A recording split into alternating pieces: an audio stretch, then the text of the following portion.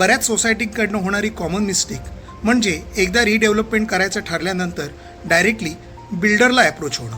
बरेचदा असं होतं की रिडेव्हलपमेंट करायचं ठरतं, परंतु त्यानंतर 79A guidelines, feasibility report, tendering process, तज्ज्ञ आर्किटेक्ट आणि वकिलाची नेमणूक या सर्व गोष्टींना फाटा दिला जातो आणि डायरेक्टली बिल्डरना अप्रोच केलं जातं. वेगवेगळे बिल्डर्स तुम्हाला ऑफर्स देतात, परंतु आलेल्या ऑफर्समधून तुमच्या सोसायटीकरता योग्य ऑफर कोणती ह्याचा निर्णय घेणं टेक्निकल नॉलेज नसल्यामुळे तुम्हाला कठीण जातं.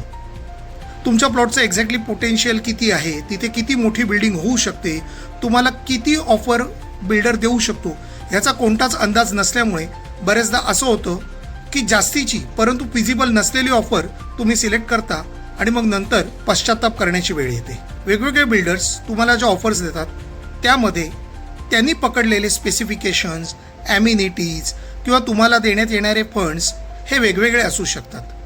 त्यामुळे अशीही फसगत होते की तुम्ही एखाद्या बिल्डरची ऑफर जास्ताची म्हणून सिलेक्ट करता, परंतु नंतर तुमच्या लक्षात येतं की आपल्याला एक्सपेक्टेड स्पेसिफिकेशन्स किंवा ॲम्युनिटीज किंवा फंड्स त्या ऑफरमध्ये पकडलेच गेलेले नव्हते.